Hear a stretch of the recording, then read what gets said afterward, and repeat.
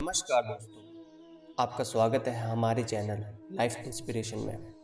कहानी को शुरू करने से पहले मैं आपसे ये निवेदन करता हूँ कि आप इस कहानी को पूरा सुनें और अगर आपको ये कहानी अच्छी लगे तो हमारे चैनल लाइफ इंस्पिरेशन को आप सब्सक्राइब करें और इस वीडियो को ज़्यादा से ज़्यादा शेयर करें। आज जो कहानी है वो है ज़्यादा सोचने वाले ऐसा क्या करें कि जिससे वह कम सोचे और अपने लक्ष्य पे ध्यान दे। कहानी बहुत पुराने समय की बात है। एक बार एक व्यक्ति ने तय किया कि उसे इस जीवन के हर मोह माया को त्याग देना है और सन्यासी बनना है, और वह ये सोचकर अपने गुरु के पास गया और कहा, मुझे सन्यासी जीवन जीना है। गुरु ने पूछा, क्या तू सच में सन्यासी बनना चाहता है? तब गुरु ने कहा, ठीक है, आज के बाद से मुझसे कभी भी तू नहीं मिलेगा। जब ज़रूरत होगी खुद मैं तुझे बुला लूँगा। इस आश्रम में 500 से भी ज़्यादा सन्यासी हैं। तुझे भी उनकी तरह रहना होगा, उनकी तरह कार्य करना होगा। व्यक्ति ने कहा, ठीक है, और ये सुनकर वह बंद कमरे में चुपचाप बैठा रहता। उसे चावल कूटने का काम दिया गया था। वह रोज़ 500 सन्यासियों के लिए चावल कूटता।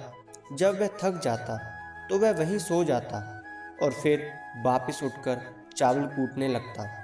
उसे लगता था जब गुरुजी को उसकी ज़रूरत होगी वह खुद उसे बुला लेंगे, और इसी इंतज़ार में वह 12 साल तक वह कार्य करता रहा। वह सुबह से शाम तक बस चावल ही कूटता रहता था, क्योंकि गुरुजी ने उसे यही करने को कहा था। 12 सालों तक यही चलता रहा, लेकिन तब तक वह बेहद शांत हो गया था। उसके मन में ना कोई विचार था, ना कोई अड़चन। वह इसी काम में लगा रहता था। 12 सालों में ये उसकी दिनचर्या बन चुकी थी। 12 साल बाद गुरु को लगा कि अब उसके जाने का वक्त आ गया है। उसने सबसे ये घोषणा करवा दी कि जो भी मेरा उत्तराधिकारी बनना चाहता है वह रात को मेरे कमरे की दीवार फांद कर आए और 4 पंक्तियाँ लिख के जाए।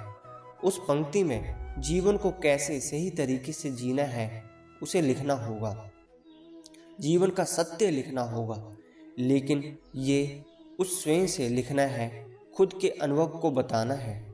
सभी गुरु को मानते थे, उनकी शिष्य थे, लेकिन सब उन्हें इस तरह धोखा नहीं देना चाहते थे। उनके आगे खुद को प्रस्तुत करना आसान नहीं था। हिम्मत तो सभी शिष्य में थी, लेकिन ये काम कोई नहीं करना चाहता था। उन्हीं में से एक विद्वान शिष्य ने ये कर दिखाया। उसने दीवार फांदकर कमरे की दीवार पर 4 पंक्ति लिख दी, जिसमें लिखा था कि मन एक दर्पण की तरह है जिसमें धूल जमी जाती है। उस धूल को साफ कर दो, सत्य अनुभव में आ जाता है और सत्य मिल जाता है।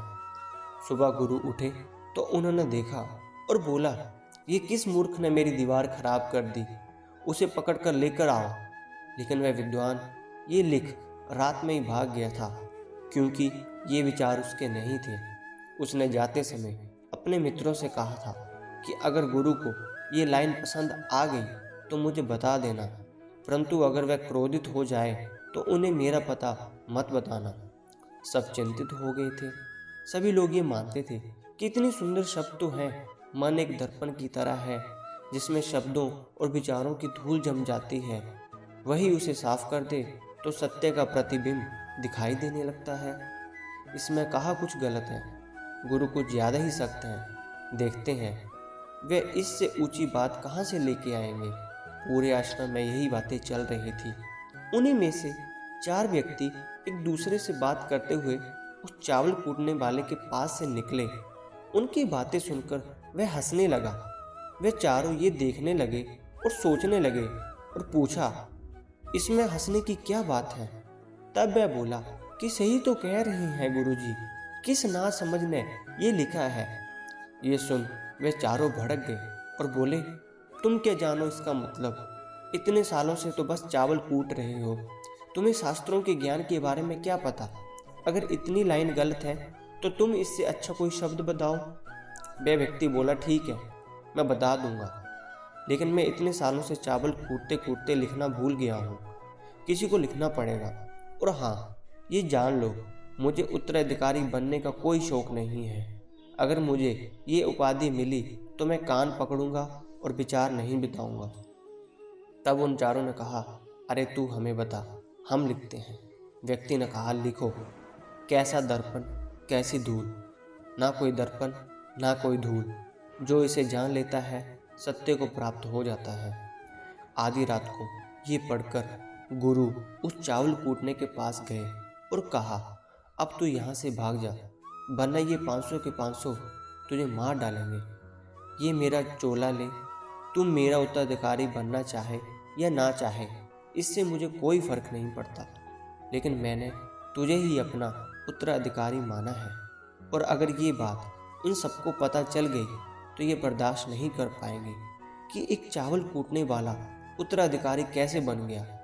वह सत्य को प्राप्त हो गया, आत्मज्ञान को प्राप्त हो गया, और ये शास्त्र जानने वाले सर पीटते रह गए। इसलिए तू यहाँ से कहीं दूर भाग जा।